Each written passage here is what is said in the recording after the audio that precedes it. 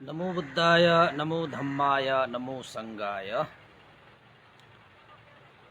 नमामि बुद्धं गुणसागरन्तं नमामि धम्मं सुगतेन देशितं नमामि संघं मुनिराज सावकं। श्रद्धालु उपासक उपासिका तथा सधर्म प्रेमी महानुभावहरू,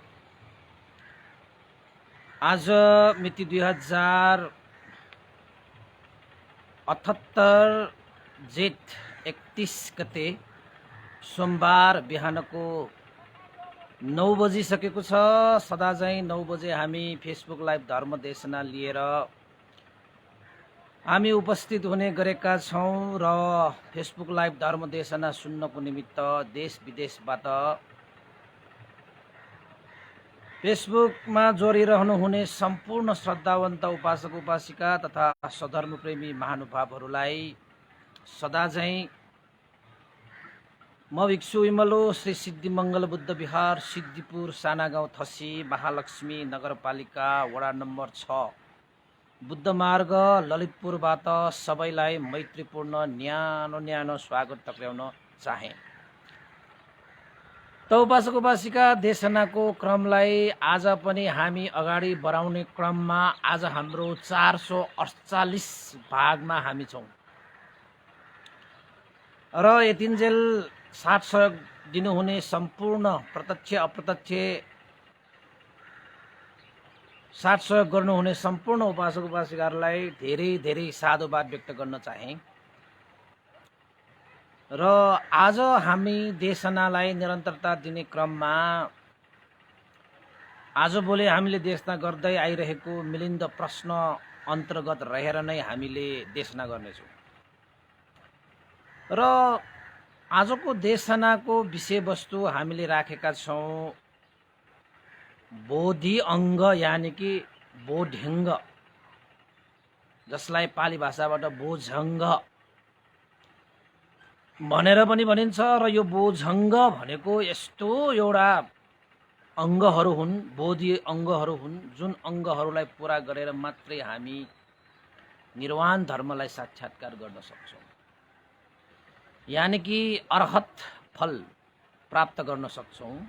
यानि कि सम्पूर्ण क्लेश, लोभ द्वेष मोह आदि इत्यादि जति पनि क्लेशहरू छन्, 1500 क्लेशहरू, ती सम्पूर्ण क्लेशलाई प्रनाह गरेर अर्हत भावमा पुग्नको लागि, निर्वाण धर्मलाई साक्षात्कार गर्नको निमित्त, बोध हुनको निमित्त पुरा गर्नुपर्ने अङ्ग विशेषलाई यहाँ बोध्यङ्ग भनेर भनिन्छ। आज त्यही बोध्यङ्ग विषयमा मिलिन्द राजाले नागसेन भन्तेलाई जुन प्रश्नहरू गर्नुभयो त्यसको विषयमा आज हामी छलफल गर्नेछौँ है। त उपासक उपासिकाहरू, यो तपाईहरुले चाहिँ मिलिन्द राजाले नागसेन भन्तेलाई बोध्यङ्गको विषयमा सोध्नु हुँदाखेरि अब तपाईले बोध्यङ्ग भनेकै थाहा छैन भने उहाँले सोधेको प्रश्न पनि अलिकति नबुझिएला। त्यसैले पनि मैले तपाईहरुलाई यो चाहिँ बोध्यङ्गको विषयमा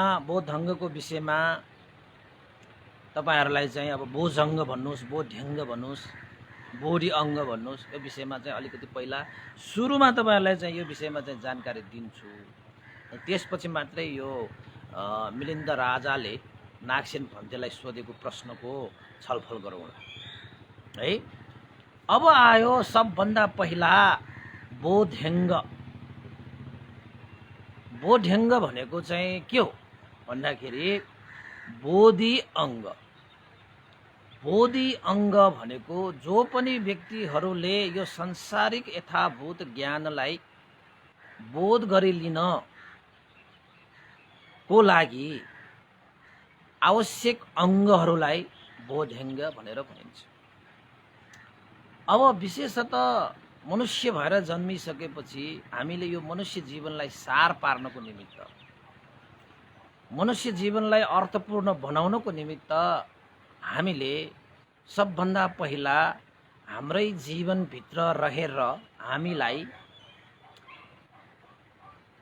अँध्यारो बाटोमा डोराउने, पाप कर्म गराउने, अकुशल मार्गमा डोराउने आन्तरिक शत्रुहरू भनेर भनिन्छ, जसलाई हामी लोभ, द्वेष, मोह भनेर भनिन्छ। केही लोभ, द्वेष, मोहलाई प्रहार गरिसकेपछि मात्रै हामीले आफ्नो यो जीवनलाई सही मानेमा सार्थक तुल्याएको हुन्छ।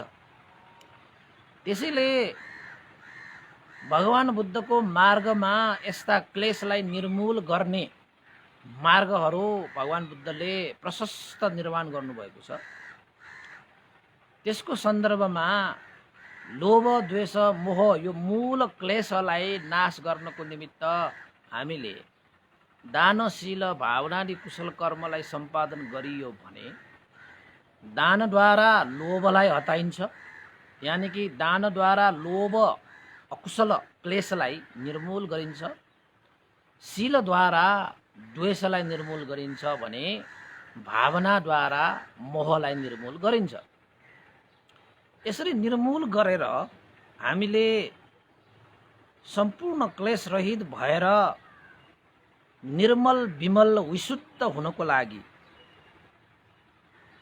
या भनौँ अर्हत भाव प्राप्त गर्नको निमित्त अरिहन्त यानि कि शत्रुहरूलाई परास्त गरेको व्यक्ति, त्यो शत्रु भनेको बाहिरी शत्रु होइन, भित्री शत्रु, जसलाई परास्त गरिसकेका हुन्छन् त्यस्ता व्यक्तिलाई नै अरहन्त भनेर भनिन्छ, यानि अर्हत भनेर भनिन्छ।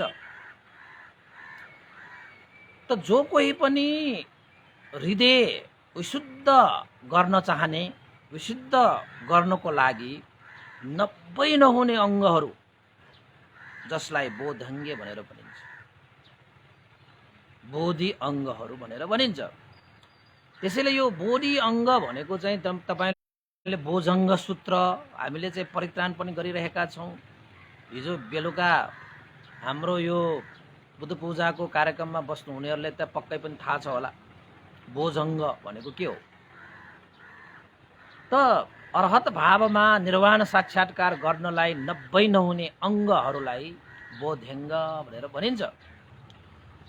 त उपासक उपासिकाहरू यस्तो चाहिँ निर्मल विमल विशुद्ध निर्वाण धर्मलाई साक्षात्कार गर्नको निमित्त हामीलाई 90 नहुने ती बोध्यङ्गहरू कतिवटा छन् र ती अङ्गहरू के हुन् त्यसलाई पनि हामीले जान्नुपर्छ। अब हामी निर्वाण प्राप्त गर्ने भनेर इदम्बे पुण्यं निब्बानस्स पच्चयो होतु भनेर यो पुण्यको प्रभावले मैले निर्वाण धर्मलाई साक्षात्कार गर्न सकूँ भनेर हामीले आशिका त गरिरहेका हुन्छन्, कामना गरिरहेका हुन्छन्। तर त्यो कामनालाई पुरा गर्नको निमित्त जुन अङ्गहरू हामीले चाहिँ आफ्नो मन मस्तिष्कमा होइन, हृदयमा डेभलप होइन, विकास गर्नुपर्ने, यानि कि ती अङ्गहरूलाई चाहिँ हामीले चाहिँ यो मन मस्तिष्कमा चाहिँ हामीले चाहिँ उत्पन्न गर्नुपर्ने जति पनि अङ्गहरू छन् त्यसलाई हामीले उत्पन्न नगरिकन, ती अङ्गहरूलाई संरक्षण नगरिकन होइन, विकास नगरिकन निर्वाण त प्राप्त हुँदैन। भोक लाग्यो मलाई त खानु पर्यो भन्दैमा तपाईको खाना त सुरुरु तपाईको मुखमा आउने त होइन होला। कसरी आउनु पर्छ? भोक लाग्ने मान्छेले के गर्नु पर्यो? परिश्रम गर्नु पर्यो। त्यो खाना प्राप्त गर्नको निमित्त उसले जति पनि कर्महरू गर्नुपर्छ, त्यो कर्म गरिसकेपछि न उसले चाहिँ हात मुख जोड्न सकिन्छ। मलाई हात मुख जोड्नु पर्यो भनेर तपाईले चाहिँ आशिका कामना मात्र गरेर त पुग्दैन। त भगवान बुद्धले के भन्नुहुन्छ त भन्दाखेरि जस्तो आशिका गर्नुभयो, जस्तो कामना गर्नुभयो त्यस्तो कर्म पनि गर्न सिक है भनेर हामीलाई सिकाउनु भएको छ। त्यसैले निर्वाण साक्षात्कार गर्नको निमित्त 90 नहुने आवश्यक अङ्गहरूलाई हामीले पुरा गर्नु जरुरी छ र ती अङ्गहरूलाई बोधि अङ्ग भनेर भनिन्छ, बोध्यङ्ग भनेर भनिन्छ। र ती कतिवटा छन् त भन्दाखेरि 7 वटा, जसलाई सप्तबोध्यङ्गे भनेर भनिन्छ। सप्तबोध्यङ्ग भनेको चाहिँ 7 वटा अङ्गहरू, 7 वटा बोधि अङ्गहरू, जसलाई चाहिँ सम्बोध्यङ्गे भनेर भनिन्छ हैन। सम्यक रूपमा सही रूपमा प्राप्त भएको अङ्गहरू बोधी ज्ञान लाभ गर्नको निमित्त पनि चाहिन्छ, निर्वाण प्राप्त गर्नको निमित्त पनि चाहिन्छ यस्ता अङ्गहरू। अब 7वटा अङ्गहरू के हुन्? अब तपाईँ राम्रोसँग सुन्नुहोस् है। यदि तपाईँसँग यो 7वटा अङ्गहरू चाहिँ विकास भइसकेको छ भने अब तपाईँ निर्वाणको यात्रामा हुनुहुन्छ। अब ढिलो चाँडो तपाईँ पुग्नुहुन्छ निर्वाणमा, ढिलो चाँडो तपाईँले निर्वाणलाई साक्षात्कार गर्न सक्नुहुन्छ। अब त्यसमा अब कुनै शङ्कै हुँदैन। किन त भन्दाखेरि अङ्ग त पुरा भइसक्यो। तपाईँले चाहना गरेर चाहिँ उद्योग अभ्यास गर्दै जानुभयो भने पुग्छ। तपाईँ त्यो निर्वाणको मार्गमा तपाईँ हुनुहुन्छ अहिले, होइन? त्यसलाई चाहिँ अब विशेषतः सप्तबोधङ्ग भनेपछि 1 नम्बरमा सती यानि कि स्मृति। पाली भाषाबाट सती, नेपाली भाषाबाट स्मृति। सती र स्मृति। स्मृति भनेको चाहिँ तपाईँको होस, स्मृति भनेको चाहिँ तपाईँको चाहिँ जागरुक हुने स्वभावलाई यहाँ भनिएको। सम्झिनेले मात्रै पनि होइन, सम्झिने स्वभाव पनि हो स्मृति भनेको। तर यहाँनिर चाहिँ बोधी अङ्गहरूमा चाहिँ स्मृति भनेको चाहिँ जागरुक भइरहने, होइन, बेहोस नहुने, अप्रमादी भनेको। यहाँनिर जहिले पनि सजग भइरहने भनेको यहाँको स्मृति चाहिँ सबभन्दा चाहिने नै स्मृति। अब तपाईँहरूले चाहिँ स्मृति भन्ने बित्तिकै बुझ्नुहुन्छ महासतीपत्थान भनेर। स्मृति प्रस्थान विपස්සना भावना त तपाईँलाई थाहै छ। अब यहाँनिर स्मृति भनेको चाहिँ कसरी चाहिँ सजग भएर बस्ने, कसरी चाहिँ जागरुक भएर बस्ने, कसरी स्मृतिवान भएर बस्ने भन्ने सवाल आउन सक्छ। कसरी यो स्मृतिलाई चाहिँ अङ्गलाई हामी विकास गर्न सक्छौँ त भन्दाखेरि स्मृति यहाँ सम्यक सती, होइन, यहाँ चाहिँ यो सम्पूर्ण बोधी अङ्गहरूमा सम्यक चाहिँ हुनुपर्छ, सही सत्य, होइन, यो हिसाबमा। अब स्मृति भनेको पनि तपाईँले 4 प्रकारले स्मृतिहरूलाई चाहिँ प्रस्थान गर्न सक्नुहुन्छ, जागरुक गर्न सक्नुहुन्छ। कायानुपස්සना, वेदनानुपස්සना, चित्तानुपස්සना, धर्मानुपස්සना, होइन। कायानुपස්සना भनेको यो शरीरहरूप्रति जागरुक भएर बस्ने, स्मृतिवान भएर बस्ने, यो शरीरहरूमा चाहिँ सजग भएर बस्ने, होस, यो शरीरप्रति चाहिँ होस राखेर बस्ने सदा सदा। त्यसपछि वेदनानुपස්සना भनेको चाहिँ शरीरमा उत्पन्न भएका जति पनि वेदनाहरू छन्, चाहे त्यो दुःख वेदना होस्, सुख वेदना होस्, होइन, ती वेदनाहरूमा पनि सजग भएर बस्ने, स्मृतिवान भएर बस्ने, तिनीहरूलाई पनि होस राख्दै बस्ने, होइन। त्यसपछि तपाईँको चित्तानुपස්සना। चित्तानुपස්සना भनेको चाहिँ तपाईँको चित्तमा उत्पन्न भएका आरमणहरूलाई होस राख्ने, यानि कि चित्तको स्वभाव धर्महरूलाई, स्वभावलाई जान्ने, बुझ्ने, होस राख्ने, सजग हुने, त्यसलाई चित्तानुपස්සना भनिन्छ। त्यस्तै गरी धम्मानुपස්සना। यो शरीर र यो मनमा विभिन्न स्वभाव धर्महरू हुन्छन्। जस्तै तपाईँको चाहिँ अनित्य, दुःख, अनात्मा, तपाईँ पृथ्वी, आपो, तेजो, वायु, धातुहरू, रूपहरू हुन्छन्, होइन, नामहरू हुन्छन्। नाम र रूपको स्वभाव धर्महरूलाई यथाभूत रूपमा जान्ने, यथाभूत रूपमा सजग भएर स्मृतिवान हुने स्वभावलाई नै यहाँ धर्मानुपස්සना भनेर सरसर्ती तपाईँहरू बुझ्नुहोस्। त सबभन्दा पहिला अरहत निर्वाण धर्मलाई साक्षात्कार गर्नको निमित्त चाहिने पहिलो अङ्ग भनेको चाहिँ स्मृति, होस, स्मृतिवान, अप्रमादी भएर बस्ने, जागरुक भएर बस्ने संयमतालाई नै यहाँ स्मृति सती भनेको। र निर्वाण पुग्ने मान्छेहरू, क्लेशबाट मुक्त हुन चाहने मान्छेहरूले यो सती, यो सप्तबोधङ्गको पहिलो अङ्ग चाहिँ पुरा गरेकै हुनुपर्छ र हामीलाई पनि चाहिन्छ। त्यसैले सबभन्दा मुख्य विषय भनेको तपाईँको निर्वाण पुग्नको लागि स्मृतिवान भएर बस्नुपर्छ, एक है।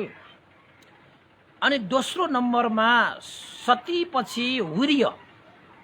यहाँनिरको वीर्यलाई कसरी बुझ्नुपर्छ त भन्दाखेरि भगवान बुद्धको धर्ममा वीर्य भन्ने शब्दलाई प्रयोग गर्ने बित्तिकै तपाईँले के बुझ्नुपर्छ त भन्दाखेरि उद्योग, अभ्यास, परिश्रम, मेहनत, यसलाई बुझ्नुपर्छ। जस्तै तपाईँको चाहिँ आर्य अष्टाङ्गिक मार्गमा सम्यक व्यायाम भनिन्छ नि, सम्यक रूपमा, सही रूपमा, सत्य मार्गमा तपाईँले चाहिँ उद्योग गर्ने, अभ्यास गर्ने, परिश्रम गर्ने, मेहनत गर्ने, त्यसलाई चाहिँ के भनिन्छ त यहाँ भन्दाखेरि वीर्य।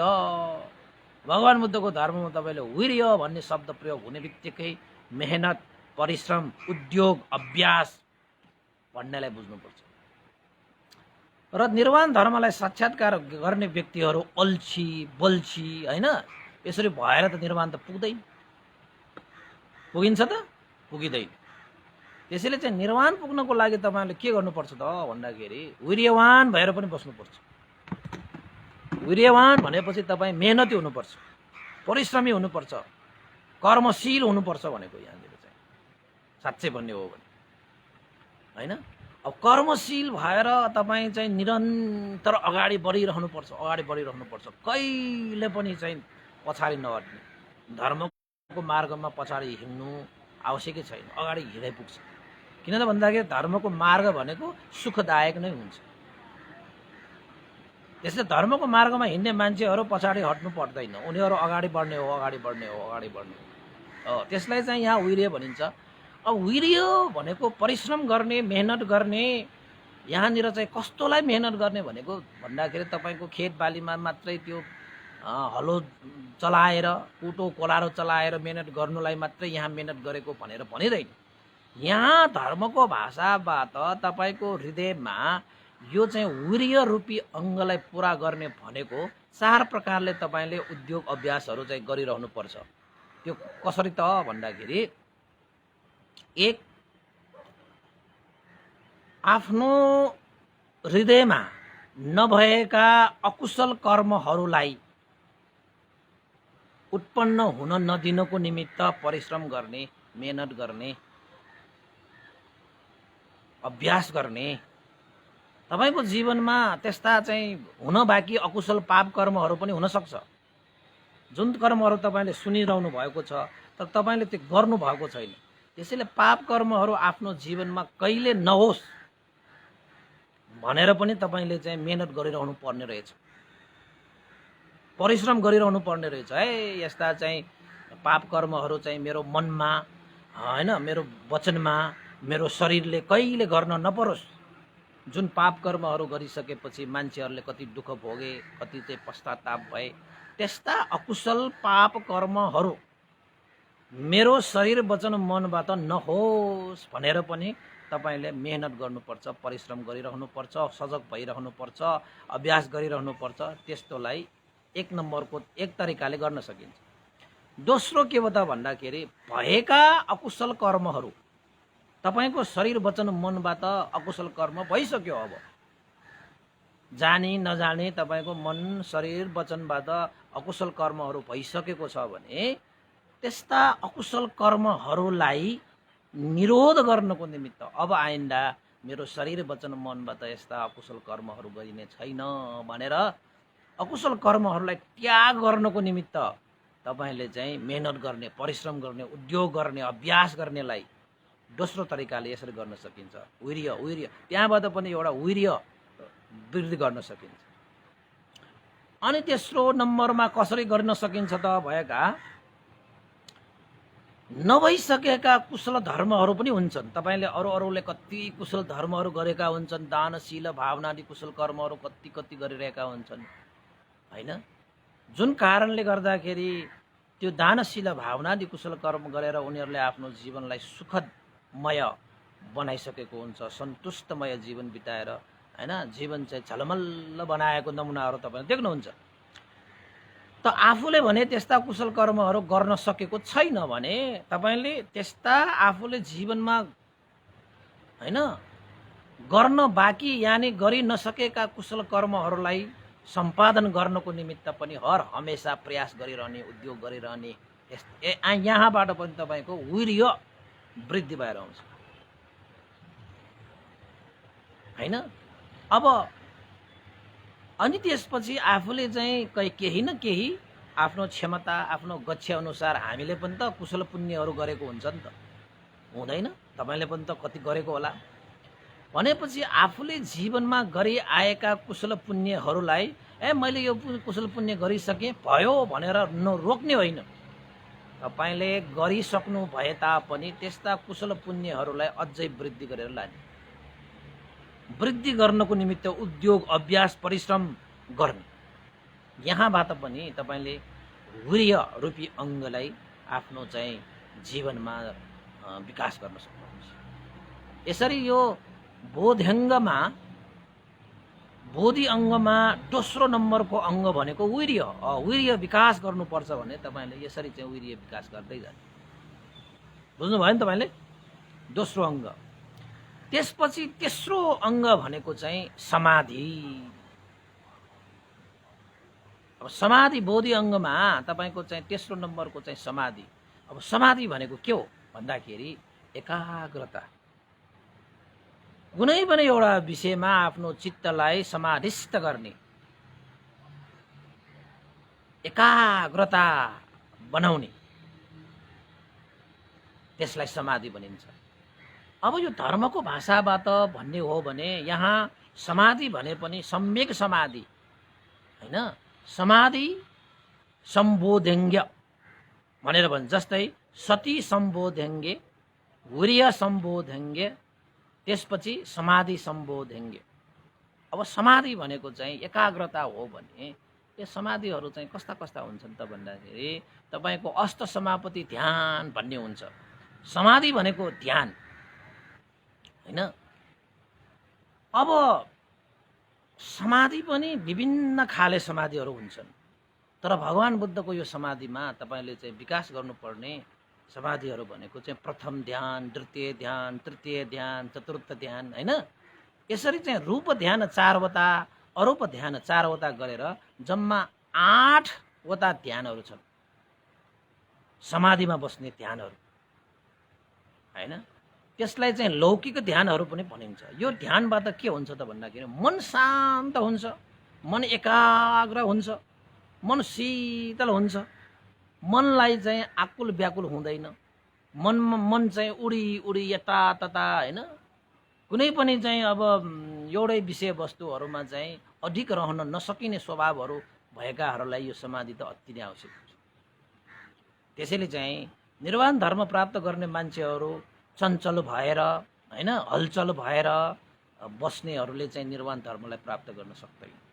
त्यसैले समाधि सम्बोध्यङ्गे भनेको तेस्रो नम्बरको अङ्ग, जुन समाधि भनेको मनलाई एकाग्र शान्त पार्ने, त्यसको लागि प्रथम ध्यान, द्वितीय ध्यान, तृतीय ध्यान, चतुर्थ ध्यान गरे अष्टम ध्यानसम्म पनि हुन्छन्। र प्रथम ध्यान तपाईँले चाहिँ प्राप्त गर्ने हो भनेपछि यो समाधि कसरी प्राप्त गर्ने त भन्नु होला तपाईँले। अब समाधि प्राप्त गर्नको निमित्त तपाईँले ध्यान भावना बस्नुपर्छ। ध्यान भावना नगरिकन तपाईँले चाहिँ समाधि प्राप्त गर्न सकिँदैन होइन। यो चाहिँ समाधि सम्बोध्यङ्गे होइन। त ध्यान गर्दै जानुभयो भने तपाईँले चाहिँ आफ्नो यो मनलाई समाधिस्थ गर्दै कुनै पनि विषयहरूमाथि, जस्तै तपाईँले शरीरमा हुनसक्छ, चित्तमा हुनसक्छ, अनि वेदनामा हुनसक्छ, धर्ममा हुनसक्छ, आफ्नो मन चाहिँ समाधिस्थ बनाउँदै लाने, कि केन्द्रित बनाउँदै लाने, त्यो विषयहरूमा चाहिँ एकाग्र गर्दै लाने, शान्त गर्दै लाने। सतिपत्थान भावना विपස්සना भावना गर्ने बेलामा हामीलाई थाहा हुन्छ। त्यसरी तपाईँले एउटै विषयमा त्यसरी चाहिँ मनलाई केन्द्रित गर्न सक्नुभयो भने तपाईँको चाहिँ के विकास भएर आउँछ त भन्दाखेरि वितर्क, विचार, प्रीति, सुख र एकाग्रता, यो 5वटा ध्यानाङ्गहरूको विकास हुन्छ तपाईँको ध्यान बस्दै गयो भने। त्यसरी चाहिँ सबभन्दा पहिला 5वटा यो ध्यानाङ्गहरूलाई तपाईँले विकास गर्न सक्नुभयो।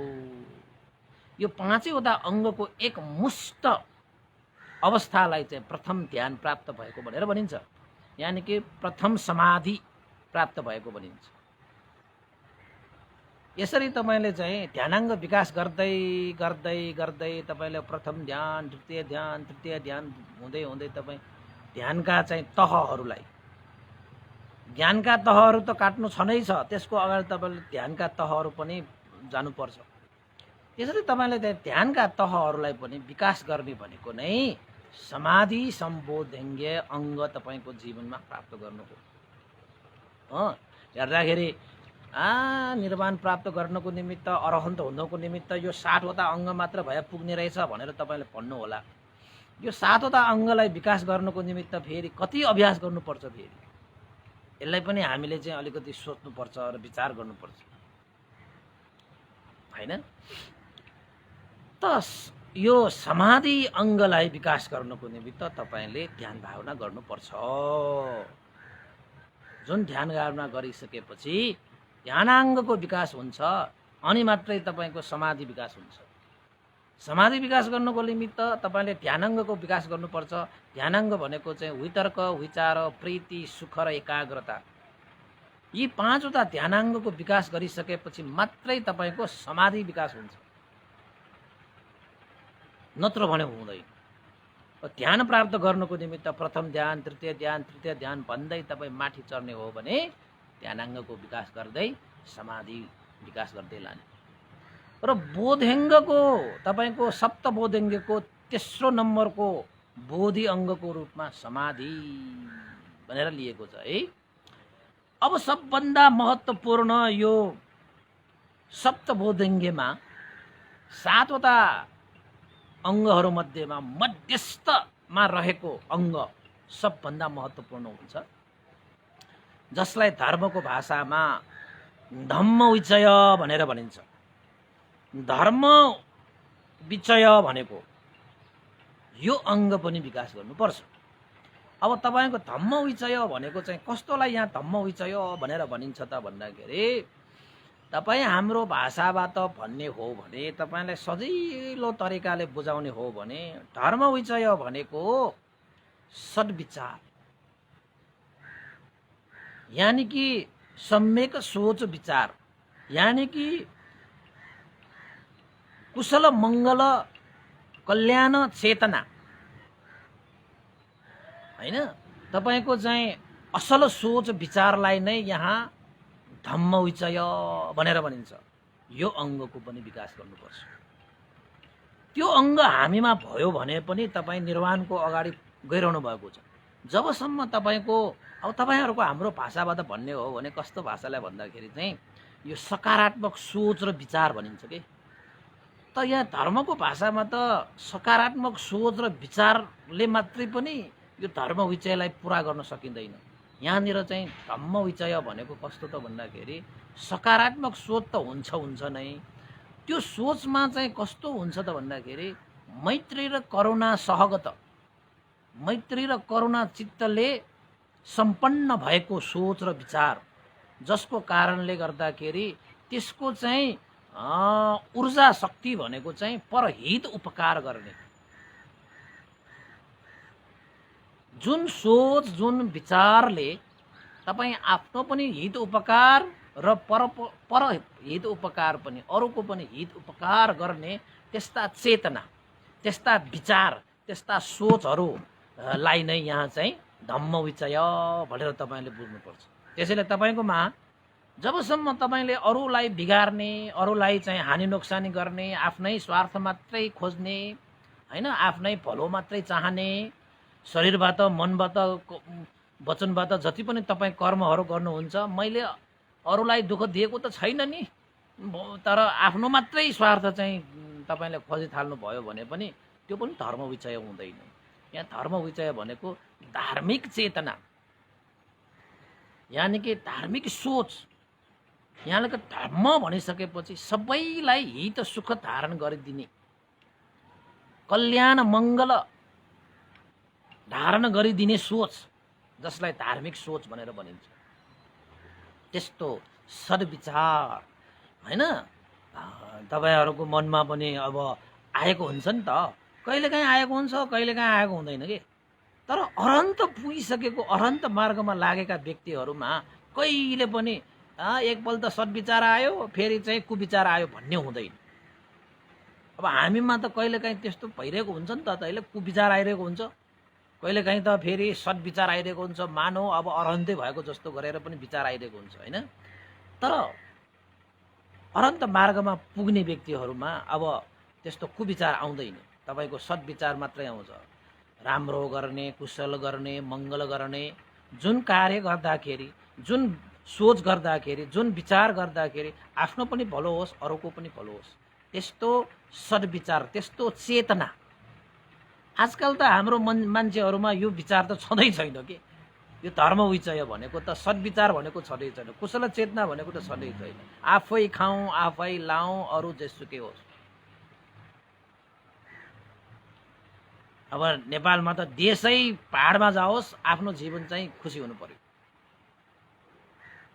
त्यस्तो त्यस्तो सोच भयो भने धर्म विचयको होइन। यो धर्म विचयको लोक कल्याण के, लोक उपकार के, बहुजन हित बहुजन सुख के, आफ्नो क्षमतालाई भ्यासम्म चाहिँ उपकार गर्ने, कसैको अहित नचिताउने, कसैलाई दुःख नदिने, कसैको चाहिँ तपाईँको पीर मार्कामा नपार्ने, सदा सर्वदा, चाहे तपाईँ हिँडिरहेको अवस्थामा होस्, चाहे तपाईँ बसिरहेको अवस्थामा होस्, चाहे तपाईँ उभिरहेको अवस्थामा होस्, चाहे तपाईँ लेटिरहेको अवस्थामा होस् रे, त्यो चारवटा क्रियापटहरू हुन्छन्। यी चारवटै क्रियापटहरूमा तपाईँको विचार भनेको कस्तो हुन्छ?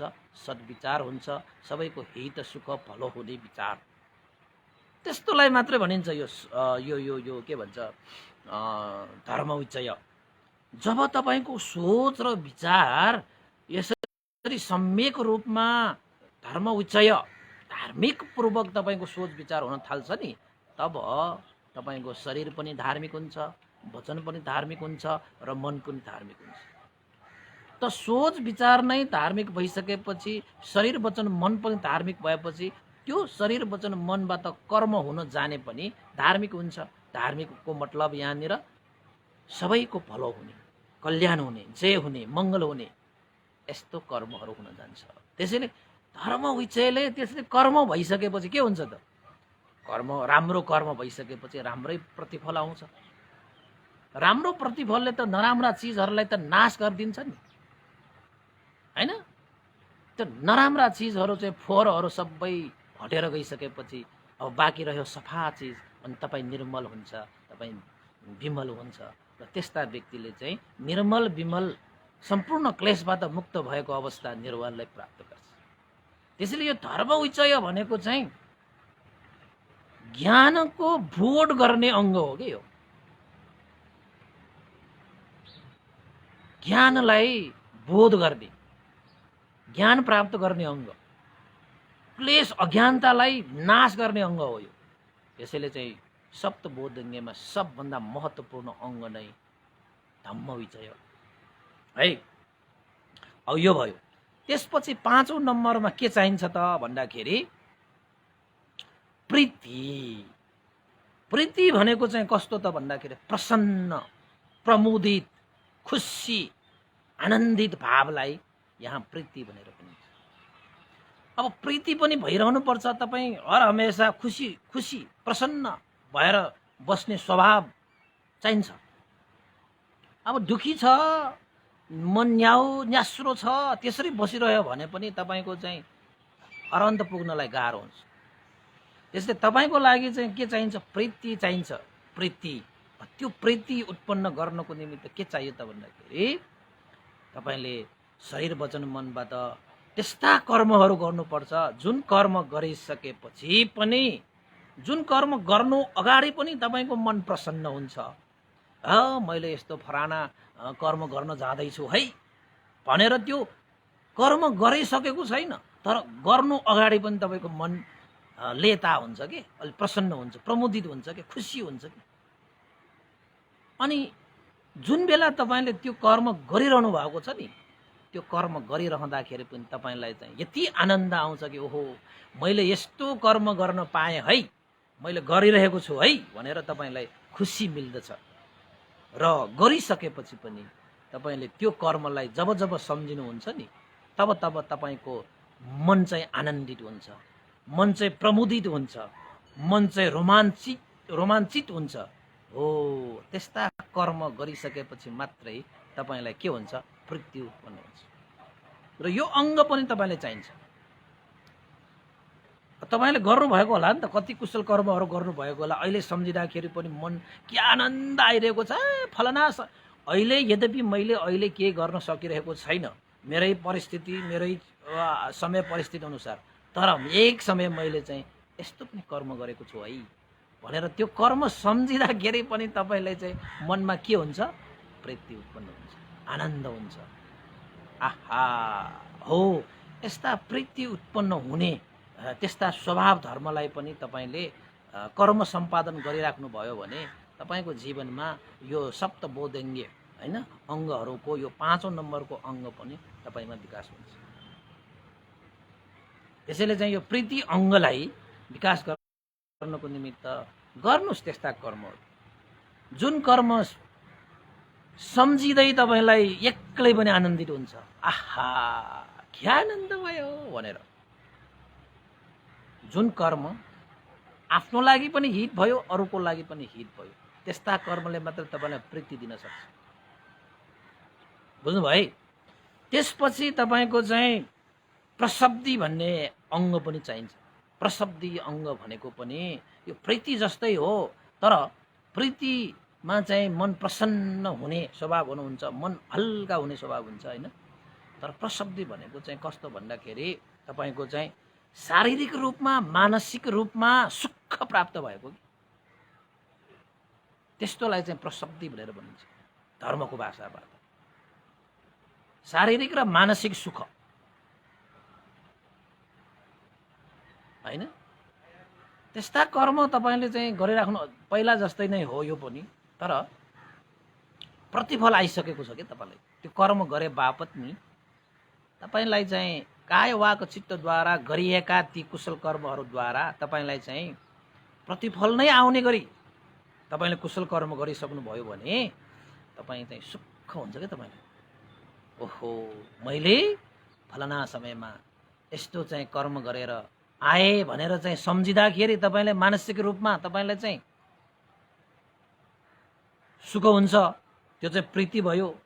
त तपाईँलाई चाहिँ त्यो कर्मबाट जुन प्रतिफल आइसकेपछि शारीरिक रूपमा पनि मानसिक रूपमा पनि, अब त्यस्ता कुशल कर्महरू गर्यो भने तपाईँको शारीरिक रूपमा पनि तपाईँ हिष्टपुष्ट भइरहेको, शारीरिक रूपमा पनि हैन विभिन्न लाभ भएको, मानसिक रूपमा पनि विभिन्न लाभै भएको अवस्था भएपछि तपाईँलाई सुख हुँदैन?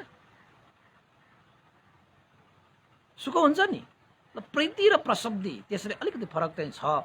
त्यही पनि चाहिँ यो प्रशब्दी भनेको चाहिँ सुखै प्राप्त भएको अवस्था, शारीरिक रूपमा, मानसिक रूपमा है। त्यसपछि अर्को अङ्ग विकास गर्ने भनेको चाहिँ अर्को एउटा अङ्ग के चाहिन्छ त भन्दाखेरि उपेक्षा। उपेक्षा भनेको चाहिँ यसमा चाहिँ नजिक नजिकको शब्दहरूमा चाहिँ सहनशीलता, क्षमाशीलता, तटस्थ भाव, मध्यस्थ भाव, यस्तालाई चाहिँ लिन सकिन्छ। तपाईँको जीवनमा पनि यो उपेक्षा भाव, सुख आउँदाखेरि पनि त्यस्तै, दुःख आउँदाखेरि पनि त्यस्तै, तटस्थ भावमा आफ्नो जीवनलाई सञ्चालन गर्दै अगाडि बढाउन सक्ने क्षमता। अब हामी कस्ता हुन्छन् त भन्दाखेरि उपेक्षा भाव हुन सक्दैन। कसैले हामीलाई गाली गर्ने बित्तिकै हाम्रो मन खिन्न पारेर बस्छौँ हैन। त्यस्तै कसैले चाहिँ प्रशंसा गर्यो भन्ने बित्तिकै हामी फुरुङ्ग भएर बस्छौँ हैन। त्यस्तै चाहिँ तपाईँको चाहिँ दुःख आयो भने आत्तिहाल्ने स्वभाव, त्यसपछि सुख आयो भने मात्तिहाल्ने स्वभाव।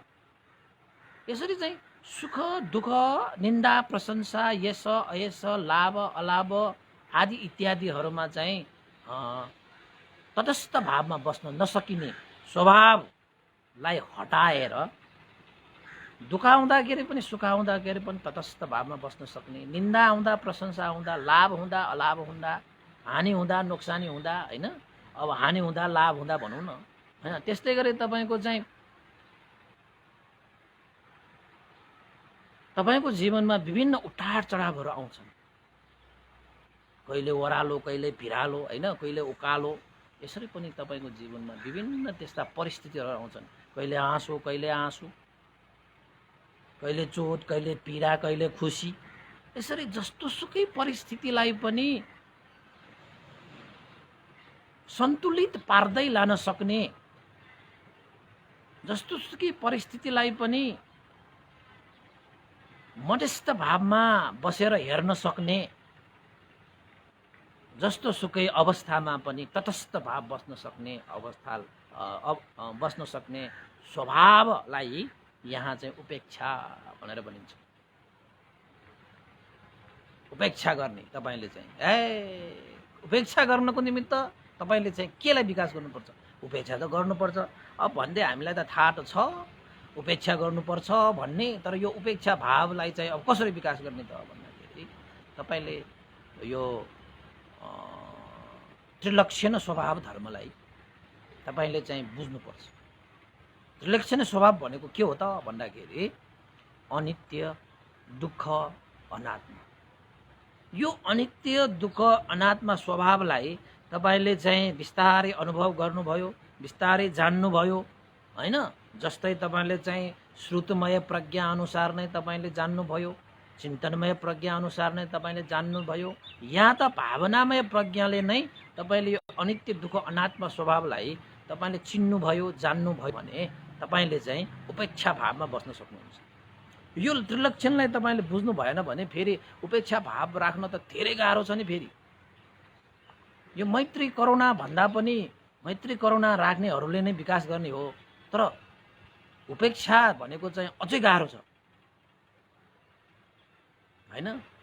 अब हामी नै हेर्नुस् न, जतिसुकै हामी बलियो छौँ, मुटु बलियो छ, जस्तोसुकै परिस्थितिलाई पनि सामना गर्न सक्छु भन्दै पनि कहिलेकाहीँ आफ्नो प्रियजनहरू चाहिँ दिवंगत भएपछि धुरु रुन्छ।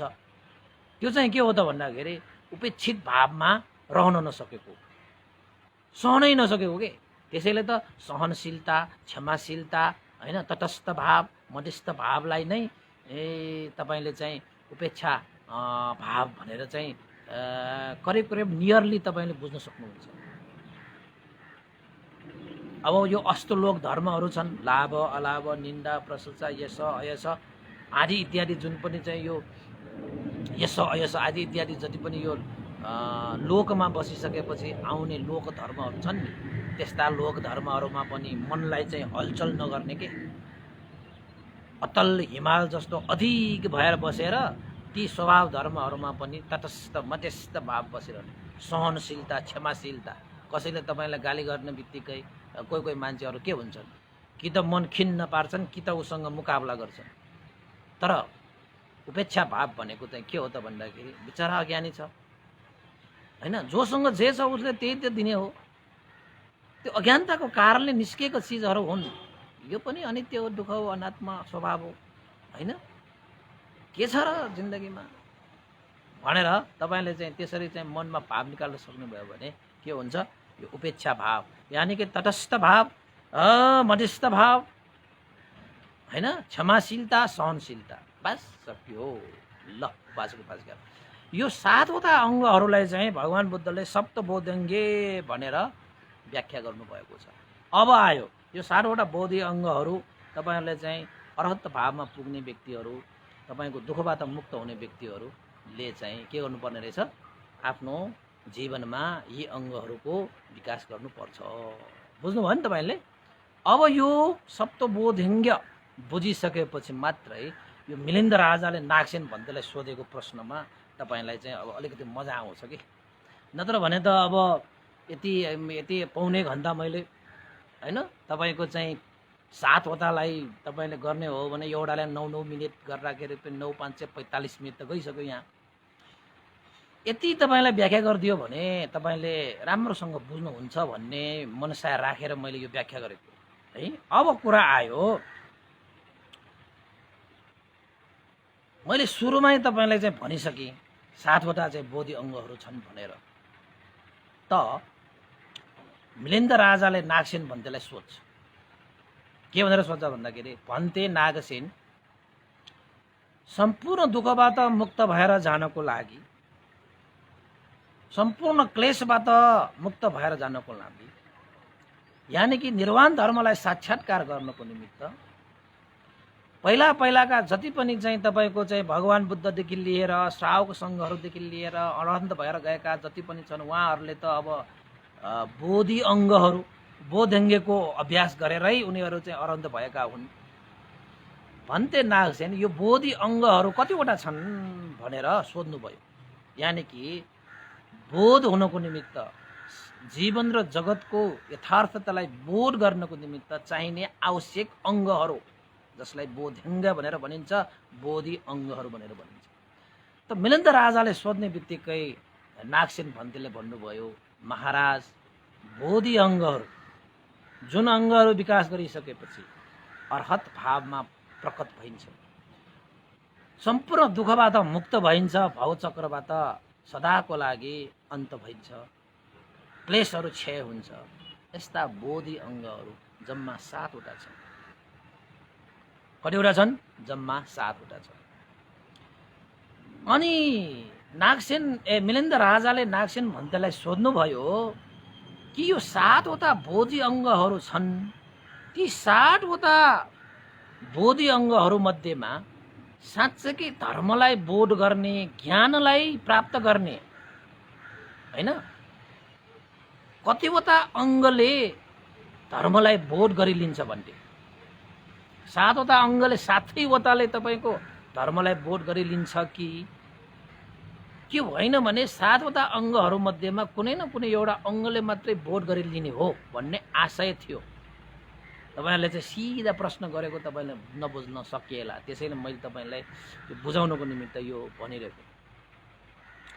त्यसपछि नागसेन भन्तेले भन्नुहुन्छ, महाराज सप्तबोधङ्ग 7 वटा बोधि अङ्गहरू मध्येमा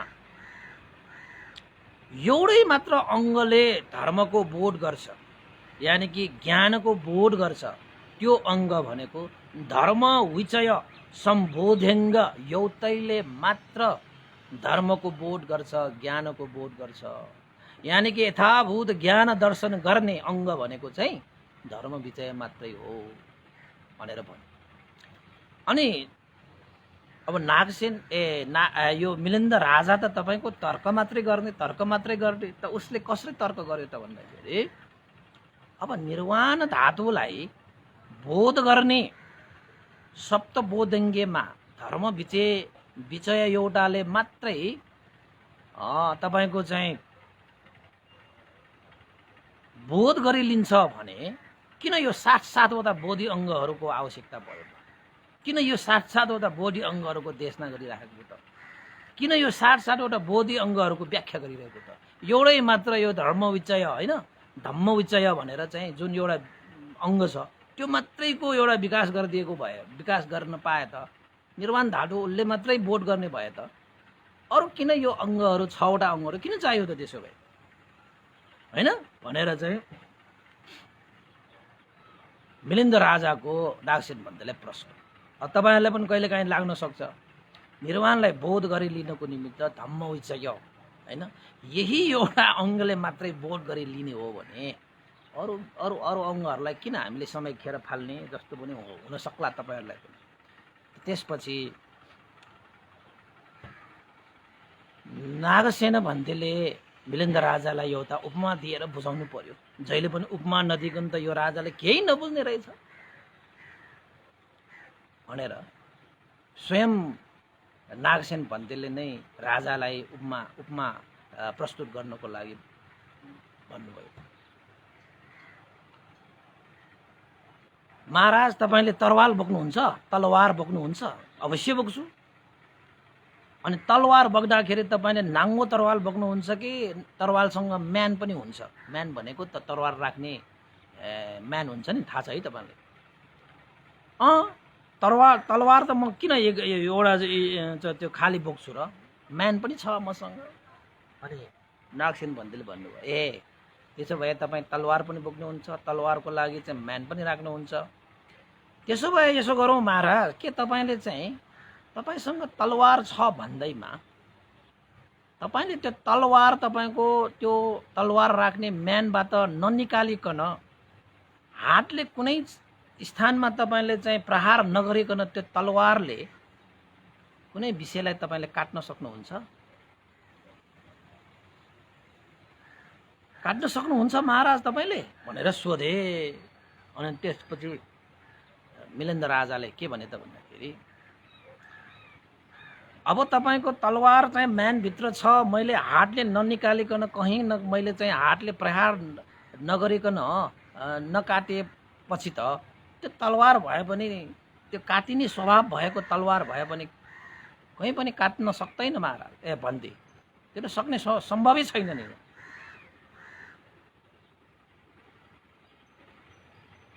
काट्ने काम कसले गर्छ? काट्ने काम त तलवारले गर्छ। तलवारले काट्ने हो भने तपाईँको हात किन चाहियो, तपाईँको म्यान किन चाहियो, तपाईँले प्रहार किन चाहियो भन्थे।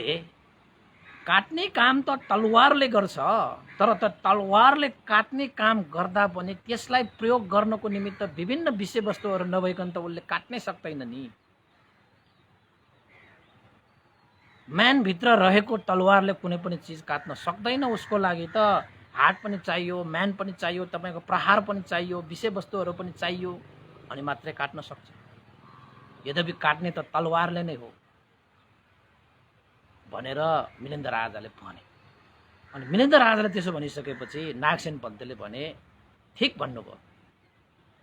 जसरी तलवारले काट्ने काम त तलवारले गर्छ, मूल काम त उसले गर्छ, तर तलवारले मात्रै काट्ने भए पनि तलवारलाई चलाउने हात भएन भने, तलवार सजाउने म्यान भएन भने कसरी त्यो तलवारले एकैचोटि त्यत्तिकै आएर काट्छ त? हो, त्यसरी नै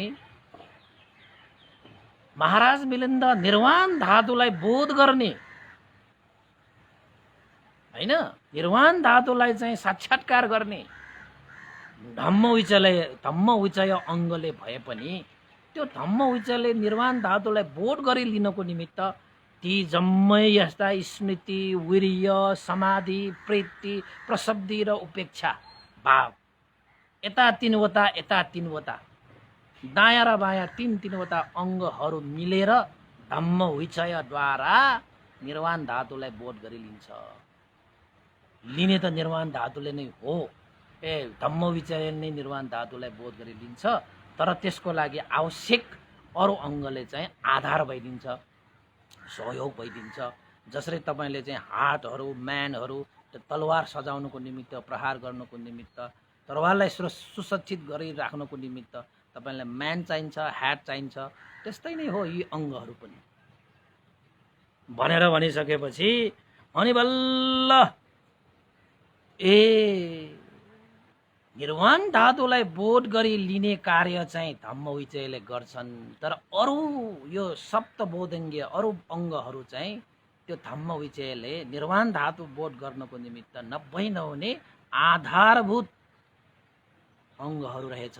बुझेँ, मैले बुझेँ भन्थे नागसेन, मैले बुझेँ, साधुवाद छ तपाईँलाई, साधुवाद छ। ओहो, तपाईँले त बुझ्नुभएछ महाराज, तपाईँलाई पनि साधुवाद, होइन? यस्ता अङ्गहरूको सम्मिश्रणबाट नै मूल हेतु धम्म विचयले चाहिँ प्राप्त गरेर पुण्य आर्जित गर्ने, धर्म आर्जित गर्ने, ज्ञान आर्जित गर्ने, होइन, निर्वाणलाई बोध गर्ने सबै काम धर्म विचयले गरे पनि अरू अङ्गहरू त चाहिन्छ। अरू अङ्गलाई छोडेर हिँड्यो भने धम्म विचयले मात्रै पनि तपाईँको चाहिँ निर्वाणलाई बोध गर्न सक्दैन। फेरि त्यस किन त भन्दाखेरि बोध गर्ने उसैले भए पनि अरू अङ्गहरू त चाहियो उसले, अनि मात्रै महाराज तपाईँले चाहिँ निर्वाण, तपाईँले चाहिँ धर्म, तपाईँले चाहिँ पुण्यलाई आर्जित गर्न सकिन्छ भनेर भने, होइन? अब यो धर्म विजयको विषयमा यसरी भनिसकेपछि पुण्य र पुण्यको कुरा पनि आयो। अनि त्यसपछि यो मिलिन्द राजाले नागसेन पन्तलाई सोधे, भन्थे तपाईँले पुण्यको कुरा निकाल्न हाल्नुभयो, यो पाप र पुण्यमा कुन चाहिँ श्रेष्ठ छ, पनिट छ, उत्तम छ भनेर सोधे। अब तपाईँ हामीलाई नै थाहा छ यो कुरा, तैपनि मिलिन्द राजालाई थाहा नपाएर सोधेको होइन, उसलाई त जान्न चाहेको मात्रै हो यो नागसेन पन्तले कति, होइन, उत्कृष्ट चाहिँ तपाईँको चाहिँ शङ्काहरू निवारण गर्न सक्छ भनेर नि सोधेको। कसरी सोध्यो त? पाप र पुण्यमा कुन चाहिँ श्रेष्ठ छ अरे, उत्तम छ अरे, पनिट छ अरे, तपाईँलाई थाहा छ कि छैन? पाप र पुण्यमा तपाईँलाई थाहा हुनसक्छ कि पापभन्दा पुण्य नै श्रेष्ठ छ होला भनेर तपाईँले भन्नु होला। कसरी छ भन्यो भने तपाईँलाई फेरि आउँदैन। त यो नागसेन भन्देलाई कसरी ठुलो भयो त भनेर कारण देखाऊ हैन, उपमा दिन सक्ने के नागसेन भन्देले। अब हामीलाई त थाहा छ नि, किन थाहा छैन? यो पापभन्दा त पुण्य कति ठुलो हो, कति ठुलो हो, पुण्य भनेको त पुण्य हो नि भनेर हामीलाई थाहा छ। कसरी ठुलो हो ल मलाई देखाउन सक्छ भनेर कोही मान्छे तर्क गर्न आयो भने तपाईँले तर्कलाई चाहिँ निवारण गर्न तपाईँलाई गाह्रो हुन्छ। त्यही भएर चाहिँ नागसेन भन्देका यी उपमाहरूलाई हामीले सुनेर बसिरहनु भयो भने तपाईँको मनमा पापभन्दा पुण्य चाहिँ ठुलो हो भनेर कसरी ठुलो भएको भनेर प्रश्न हुन्छ कि। त मिलेन प्रश्नले तपाईँको चाहिँ अझै प्रश्न पार्छ कि। त नागसेन भन्देले भन्नुभयो, महाराज यसमा कुनै दुई मत छैन, पापभन्दा पुण्य नै श्रेष्ठ छ, उत्तम छ, पण्डित छ, महान छ भनेर भन्ने। अनि मिलिन्द राजाले के भने त, पापभन्दा पुण्य श्रेष्ठ छ, पण्डित छ, महान छ तपाईँ भन्नुहुन्छ, त कसरी पापभन्दा पुण्य महान भयो त्यो पनि मलाई बताइदिनुहोस्। कसरी पापभन्दा पुण्य महान भएको त भनिसकेपछि नागसेन भन्देले मिलिन्द राजालाई जवाब दिए, ल सुन्नुहोस्, पापभन्दा पुण्य कसरी महान हुन्छ। कसैले पाप गरिहाले भने पाप कर्म गर्नु अगाडि पनि उसलाई डर हुन्छ, भय हुन्छ, त्रास हुन्छ।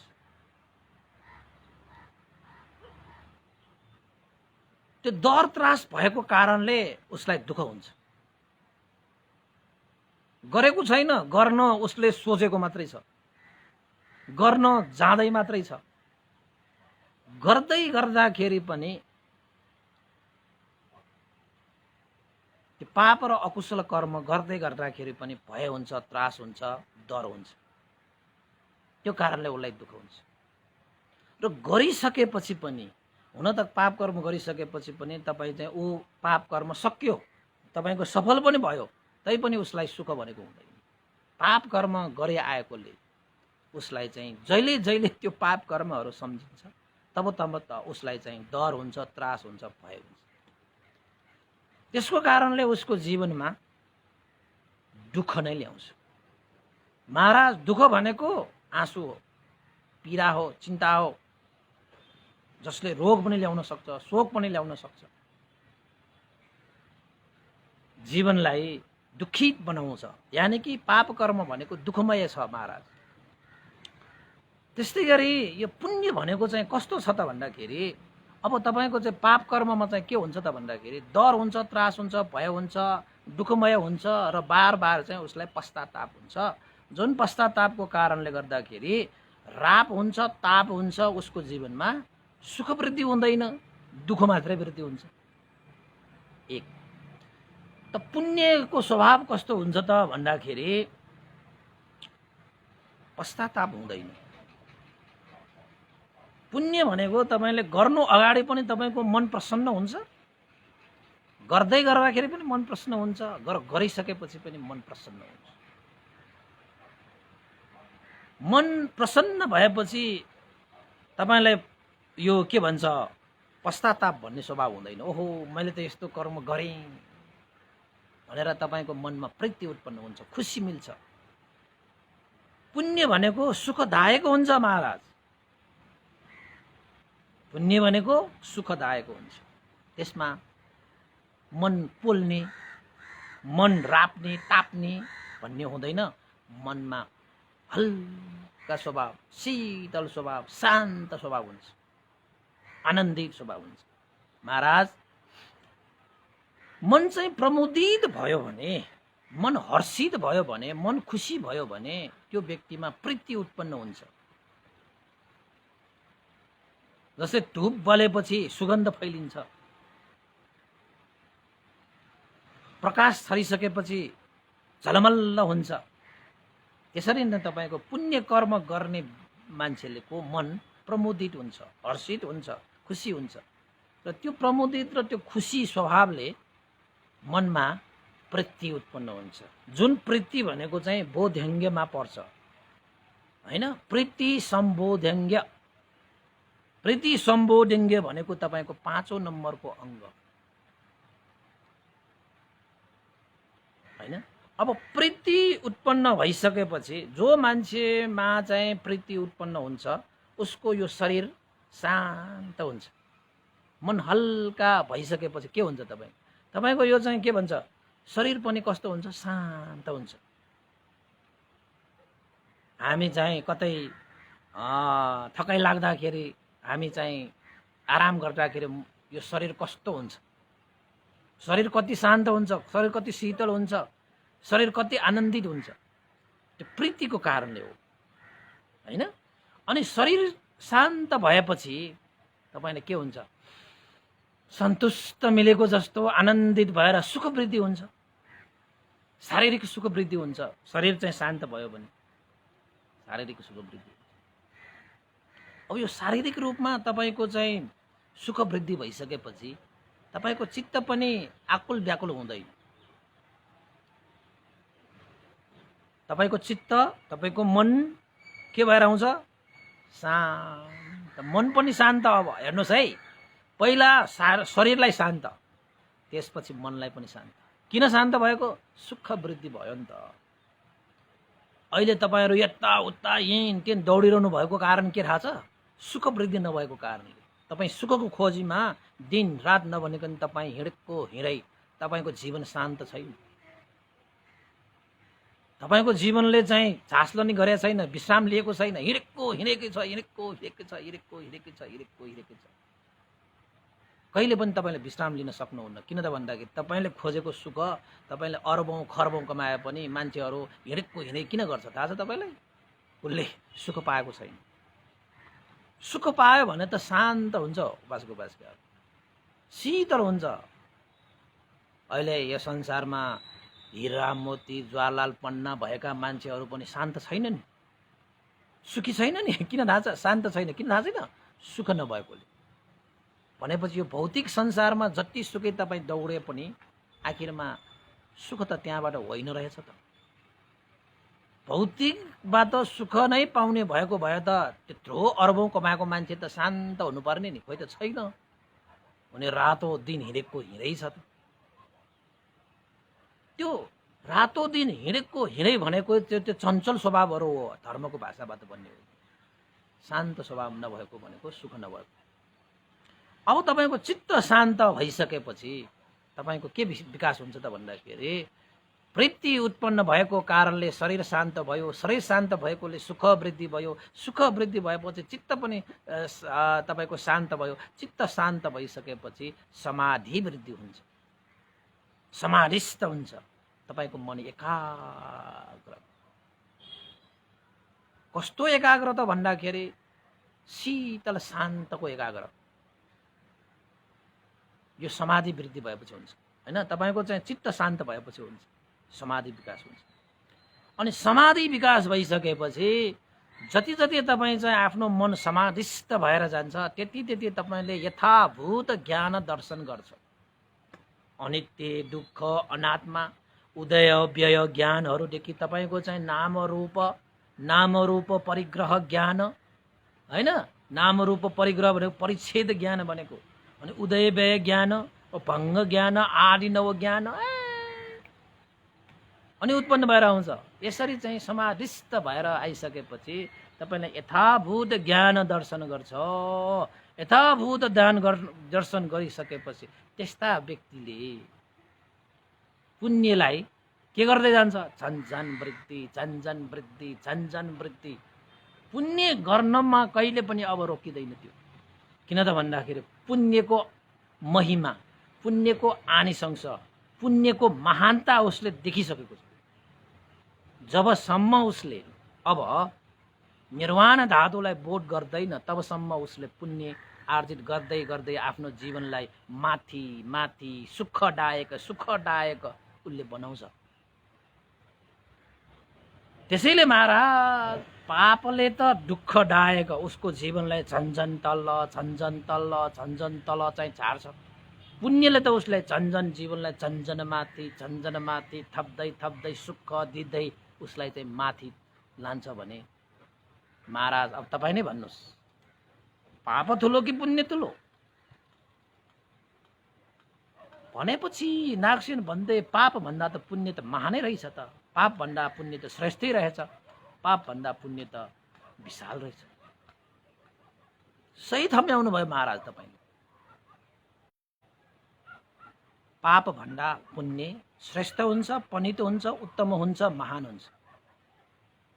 किन त पाप भनेको दुःखदायक, पुण्य भनेको सुखदायक। पापले पश्चाताप ल्याउँछ, चित्तमा हलचल ल्याउँछ। पुण्यले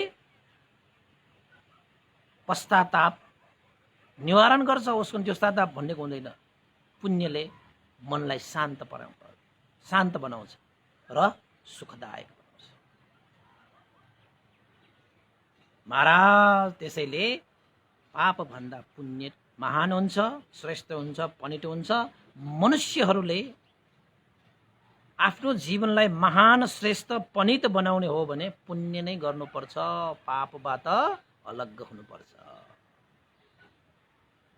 अब तपाईलाई यहाँ पाप र पुण्यको फेरि व्याख्या गर्दाखेरि धेरै लामो होला। पाप भनेको तपाईले सोध्नुहोस्, अघि भने जस्तो जुन काम गर्दाखेरि आफ्नो र परको, आफ्नो र अरूको हानि नोक्सानी हुन्छ, आफूलाई र अरूलाई चाहिँ दुःख हुन्छ, शोक हुन्छ, त्यस्ता कर्महरू पापै हुन्। जुन काम गर्दाखेरि तपाईलाई डर हुन्छ, त्रास हुन्छ, भय हुन्छ, सम्झिँदा पनि तपाईलाई चाहिँ त्रास हुन्छ, यस्ता कामहरू सबै पाप हुन्।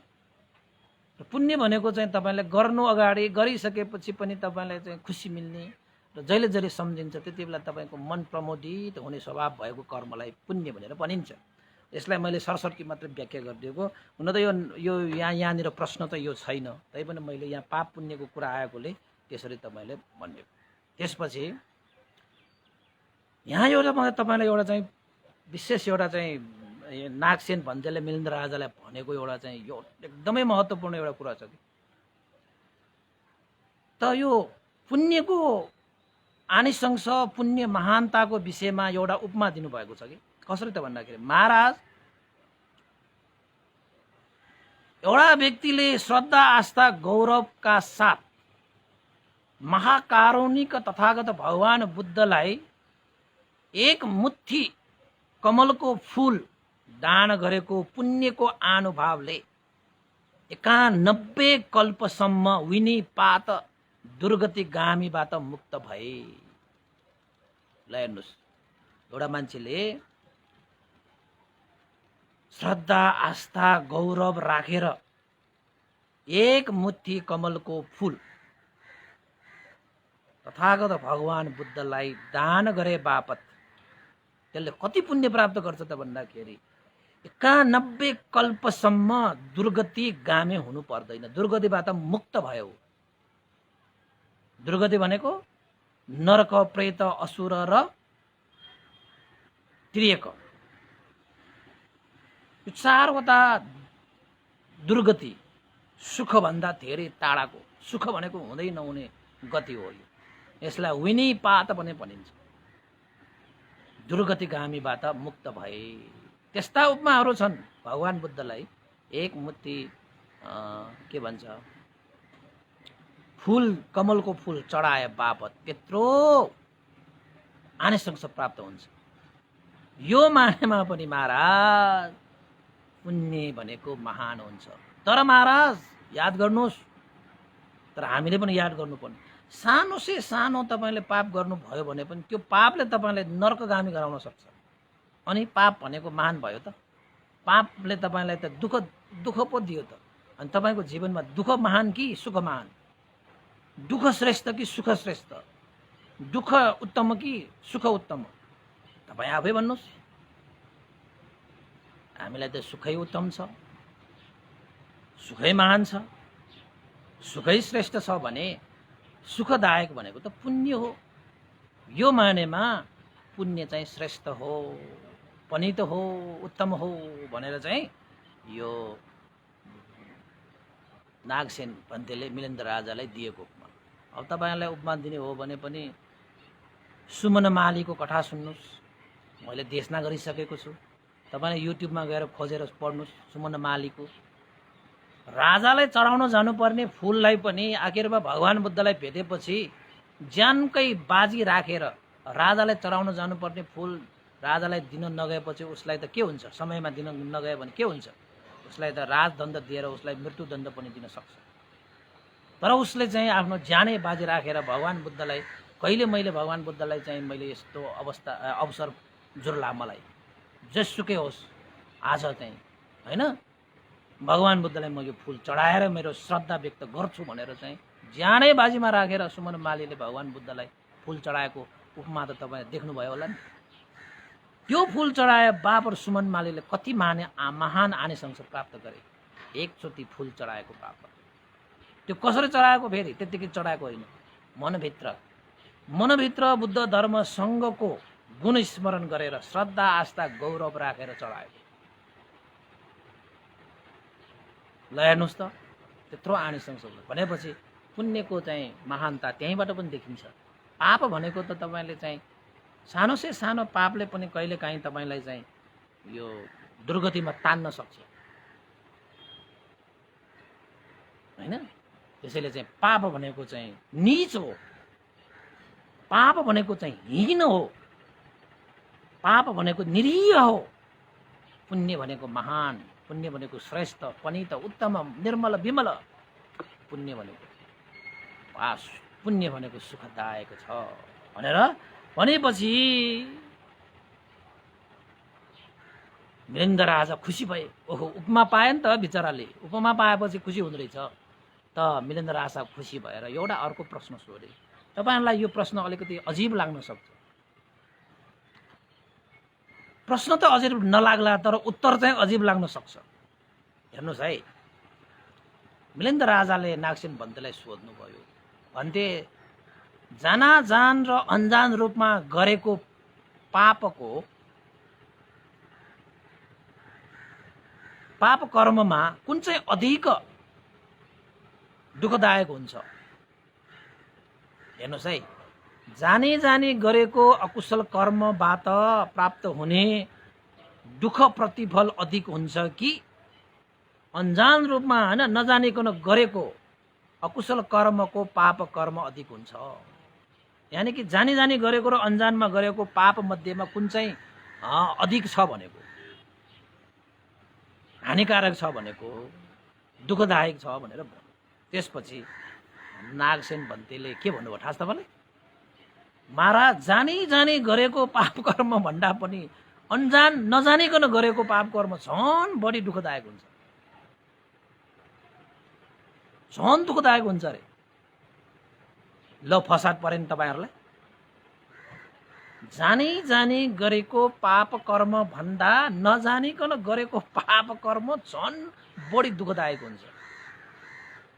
त हामी के भन्छौँ? नजानिकन गरेको उसले पाप कर्म भनेर। पाप कर्म भनेपछि तपाईँको पाप भनिसकेपछि नजानिकन गर्यो भने झनै बढी दुःख हुन्छ है। त्यसरी हुन्छ। अनि कसरी त? अनि त्यो मिलिन्द राजाले सोध्नुभयो, हो जानी गरेको पाप कर्म भन्दा पनि नजानिकन गरेको पाप कर्म दुःखदायक, अधिक मात्रामा दुःखदायक कसरी हुन्छ त भन्थे। त्यो पनि मलाई एउटा उपमा दिएर बताइदिनुहोस् भनेर भनिसकेपछि मिलिन्द राजाले नागसेन भन्तेले मिलिन्द राजाले उपमा दिए। महाराज म तपाईँलाई एउटा उपमा दिन्छु। मानौ एउटा साह्रै नै तातो आगोमा पोलेपछि जुन फलामहरू राखिन्छ नि, रातो हुने गरी राखिन्छ नि, तातो फलामको दल्लोलाई कुनै एउटा मान्छेले यो फलामको दल्लो पोलेको छ भनेर जानी पनि उसले त्यो फलामलाई छुन्छ भने उसलाई बढी पोल्छ कि एकजना अर्को मान्छेले त्यो फलाम त्यत्रो तातेको छ भनेर थाहा नहुने मान्छेले त्यो फलामलाई छुँदाखेरि बढी त्यही त्यो थाहा नहुने गरी छुने मान्छेलाई पोल्छ? थाहा भएर फलामको त्यो रापिएको फलामको त्यो तातो फलामको डल्लोलाई छुने मान्छेलाई बढी पोल्छ कि थाहा नभइकन त्यो फलामको डल्लोलाई छुने मान्छेलाई बढी पोल्छ महाराज भनेर सोद्धाखेरि अनि त्यो राजाले के भने त भन्दाखेरि अब फलामको डल्लो त्यो तातो फलामको डल्लो हो भनेर थाहा पाउने मान्छेले त उसले छुँदाखेरि त उसलाई चाहिँ होसपूर्वक हैन उसले चाहिँ सजग भएर नै छुन्छ। तर जसलाई त्यो फलामको डल्लो तातो भनेर थाहा हुँदैन उसले त्यो डल्लोलाई छोयो भने त बढी त थाहा नहुने मान्छेलाई पोल्छ महाराज ए भन्थे भनेर सोधे भने। त्यसपछि चाहिँ नागसेन पन्थीले के भन्नुभयो त हो महाराज यसरी नै हो पाप कर्मको स्वभाव भनेकै दुःखदायक हुन्छ।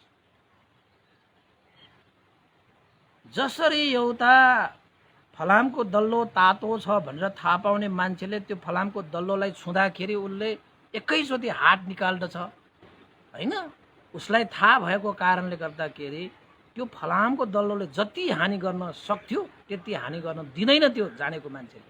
तर नजानेको मान्छे थाहा नभएको मान्छेलाई त के थाहा त्यो डल्लो फलामको डल्लो तातो छ भने त उसले त्यसमा छोयो भने झन् उसलाई बढी चाहिँ पोल्छ किन भन्दाखेरि थाहा नभएको कारण। त्यस्तै नै महाराज यो पाप कर्म भनेको दुःखदायक हुन्छ। जानिकन गरेको मान्छेले त यो मैले पाप कर्म गरेको बाबत मलाई दुःख आउँछ है भनेर थाहा पाएको मान्छेले त उसले त चाँडोभन्दा चाँडो त्यो पाप कर्मबाट आफूलाई चाहिँ छुट्याउँछ नि।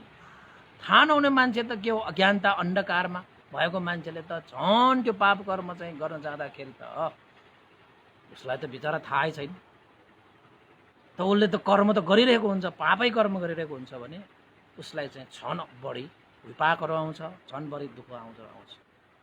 त्यसैले जानाजान गर्नेलाई भन्दा पनि नजानिकन गर्ने पाप कर्म गर्ने व्यक्तिलाई बढी दुःख अधिक मात्रामा आउँछ। त्यसैले चाहिँ यो अज्ञानता भनेकैलाई नै दूर गर्नुपर्छ। अज्ञानतामा पर्यो भने झनै दुःखदायक हुन्छ झनै दुःखदायक हुन्छ। त्यसैले हामी जहिले पनि सजग भएर सतर्क भएर ज्ञानी भएर बस्नुपर्छ असल भएर बस्नुपर्छ कुशल भएर बस्नुपर्छ। महाराज तपाईले जान्नुभयो बुझ्नुभयो भनेर नागसेन भन्तेले मिलिन्द राजालाई भनेपछि ए त्यस्तो पो पाप भनेको दुःखदायक त मलाई थाहा थियो तर जानेर गरे पनि नजानेर गरे पनि दुःखदायक त हुन्छ नै। जानेर गरेकोलाई पनि दुःख त हुन्छ त्यो भन्दा पनि बढी नजानिकन गरेकोलाई झनै दुखाउँदो रहेछ। त्यसैले हामी चाहिँ ज्ञानी नै हुनुपर्ने रहेछ अज्ञानतालाई दूर गर्नुपर्ने रहेछ ज्ञान वृद्धि गरेर बस्नुपर्ने रहेछ अनि पाप कर्मबाट सदाको लागि अलग भइहाल्यो अनि त सुखदायक नै हुने रहेछ। भन्थे मैले बुझेँ। अब तपाईहरुले दियोलाई नै लिनुस् दियो भनेर थाहा पाउने मान्छेले आगोलाई नै लिनुस् न। आगो भनेर थाहा पाउने मान्छेले हातले त्यो आगो टिप्नु र आगो भनेर थाहा नपाएको त्यो सानो बच्चाले त्यो आगोमा हात राख्दाखेरि बढी कसलाई पोल्छ त्यो बच्चालाई नै पोल्छ। किन पोल्छ बच्चालाई त्यो आगो पोल्छ भनेर थाहा छैन नि झन् त्यसलाई पोल्यो। तर आगोमा हात राख्ने त्यो आगोले पोल्छ भनेर थाहा पाउने मान्छेले त आगोमा हात राख्ने बित्तिकै स्वाद त निकालिहाल्छ उसले निकालिहाल्छ नि उसले। त्यसैले चाहिँ ज्ञान नै श्रेष्ठ छ हैन ज्ञान नै उत्तम छ पनित छ। जसरी पुण्य कार्य पाप भन्दा श्रेष्ठ हुन्छ पुण्य पाप भन्दा उत्तम हुन्छ त्यसैले ज्ञान भनेको अझै उत्तम श्रेष्ठ पनित हुन्छ भन्ने विषयमा यो जानाजान र अनजान रूपमा गरिएका पाप कर्महरूको अधिक दुःखदायक केमा हुन्छ भन्ने विषय प्रश्नमा नागसेन पन्थीले तातो फलामको डल्लोको उपमा दिएर मिलिन्द राजालाई उसको जिज्ञासा समाधान गरिदिनु भयो। ल उपासक उपासिकाहरू आजको लागि चाहिँ देशना चाहिँ यति नै गर्नु पर्ला है। आज पनि म कौशीमा बसिरहेको थिएँ अघि त सिमसिम पानी पनि आएको हो फेरि अहिले पानी रोक्यो फेरि गर्मी हुँदो रहेछ हैन। हुन त घाम लागेको छैन त्यही पनि गर्मी हुँदो रहेछ, आँखा खोल्न गाह्रो के त्यस्तो हुँदो रहेछ। यो राप आउँदो रहेछ कि यो सिमेन्टी भएर होला सायद त्यस्तो भएको। ल त उपासक उपासिकाहरू, आजको लागि मैले चाहिँ मिलिन्द राजाको र नागसेन भन्तेको यो धर्मचर्चा संवादको बारेमा केही कुराहरू तपाईँलाई जानकारी गराएँ। हाम्रो चाहिँ 448 भाग पुग्यो। तपाईँहरूले चाहिँ यतिन्जेल तपाईँले देश नसुनेर तपाईँलाई लागेका अनुभवहरू भिडियो मार्फत पनि मलाई क्लिप्सहरू पठाउन सक्नुहुन्छ र यो 450 भागमा हामी त्यसलाई चाहिँ फेसबुक मार्फत आफ्ना अनुभवहरू त्यहाँ चाहिँ प्रसारण गर्नेछौँ होइन। र 450 भागमा एकचोटि एउटा चाहिँ छुट्टै कार्यक्रम गरौँ कि जस्तो पनि लागिरहेको छ। जुम एउटा कार्यक्रम पनि राखौँ कि जस्तो पनि लागिरहेको छ साँझकोमा, अनि त्यसमा चाहिँ तपाईँहरूकोसँग पनि अन्तर्क्रिया गर्ने कि जस्तो पनि लागेको छ होइन। अब हाम्रो उपासक उपासिकाहरू चाहिँ तपाईँको चाहिँ जुममा चाहिँ 100 जना 200 जना 500 जना 1000 जनाको त्यो प्याकेजै किन्नुपर्ने रहेछ। अब जुममा त समय भनेको तपाईँको 40 मिनट छ त्यो फ्री जुममा चाहिँ। त्यसैले चाहिँ हाम्रो उपासक उपासिकाहरू त कहिलेकाहीँ 300 भन्दा पनि बढी नाग्न सक्छ, कति नाग्न सक्छ ठेगान छैन। त्यसैले चाहिँ सानो सानो जुम प्याकेजले त पुग्दैन हामीलाई। त्यसले एकचोटि म जुम प्याकेज अलिकति बढी लिएकाहरू 300 भन्दा बढी 500 जतिको प्याकेज लिइरहेको जुमको त्यस्तो प्याकेज लिएकोहरूसँग एकचोटि म कन्सल्ट गर्छु, छलफल गर्छु। भयो भने तपाईँहरूलाई चाहिँ जुम आइडीहरू दिएर पनि यो साँझको कार्यक्रममा तपाईँहरूसँग जुममा पनि गर्ने कि भनेर मैले सोच गरेको। यसो म एकचोटि छलफल गरेर हेर्छु।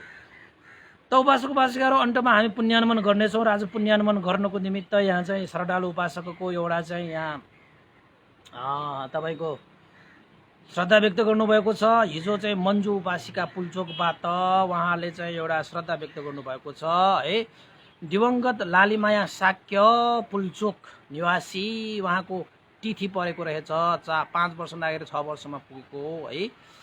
उहाँ लालीमाया साक्यको सुगति निर्वाण कामना गरेर पुण्यानुमोदन गर्नको निमित्त पनि श्रद्धा व्यक्त गर्नुभएको छ भने दिवंगत आजु दान बहादुर साक्य बुबाहाल उहाँलाई पनि सुगति निर्माण कामना गर्दै होइन पुण्यानुमोदन गरिदिनुको निमित्त पनि अनुरोध गर्नुभएको छ।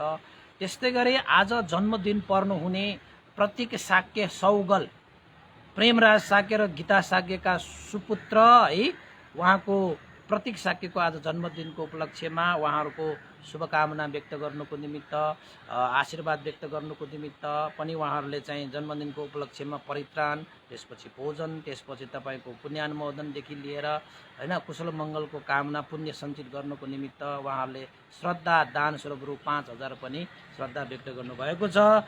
उहाँ मन्जु साक्य लगायत मोतीमान साक्य लगायत सम्पूर्ण परिवार है, भित्र जानुभएका लालीमाया साक्य र आजु दान बहादुर साक्य दिवंगतहरूलाई सुगति निर्वाण कामना गर्दै फेरि एकपल्ट जन्मदिन पर्ने प्रतीक साक्यलाई जन्मदिनको उपलक्ष्यमा शुभकामना, मङ्गलकामना, सुस्वास्थ्य, दीर्घायु, उन्नति प्रगति होस् र मार्गफल निर्वाण धर्मसम्म प्राप्त गर्नको निमित्त यो पुण्य आधार होस् भनेर पनि हामीले चाहिँ आशिका गर्दै पुण्यानुमोदन गरौँ। र अन्तमा उपासक उपासिकाहरू, यो पुण्यको अनुभावले श्रद्धेय गुरुवर ज्ञान पुण्यक मास्तवीर भन्डे लगाएर सायद उपनिता घोष लगाएर सम्पूर्ण गुरुजनहरू, देवताहरू, सत्व प्राणी, अमनुष्यहरू र हामी सबैका ज्ञाति बन्धुहरू जति छन् उहाँहरू सबैलाई पनि यो पुण्य लाभ होस् र यो पुण्यको प्रभावले चाहिँ संसारमा फैलिएको कोरोना कहर पनि शान्त भएर जाउन्, रोगबाट ग्रसित भएकाहरूको रोग शान्त भएर जाउन्, हामी सुरक्षित भइरहेकाहरूलाई यो रोगबाट कहिले पनि हामीलाई चाहिँ प्रभाव नपरोस् भनेर पनि आशिका गर्दै हामीले पुण्यार्पण गरौँ।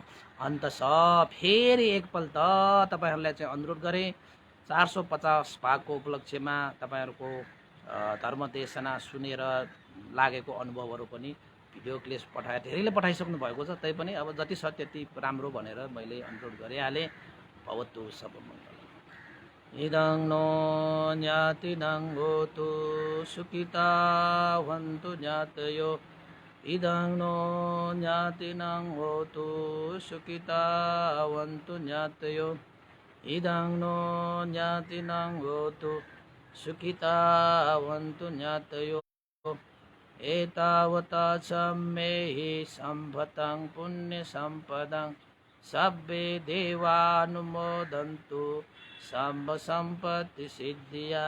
एतावता च मे हि सम्भतं पुण्यसम्पदं सब्बे सत्ता अनुमोदन्तु सम्पत्तिसिद्धिया एतावता च मे हि सम्भतं पुण्यसम्पदं सब्बे भूतानुमोदन्तु सम्पत्तिसिद्धिया साधु साधु साधु भवतु सर्वमङ्गलम्।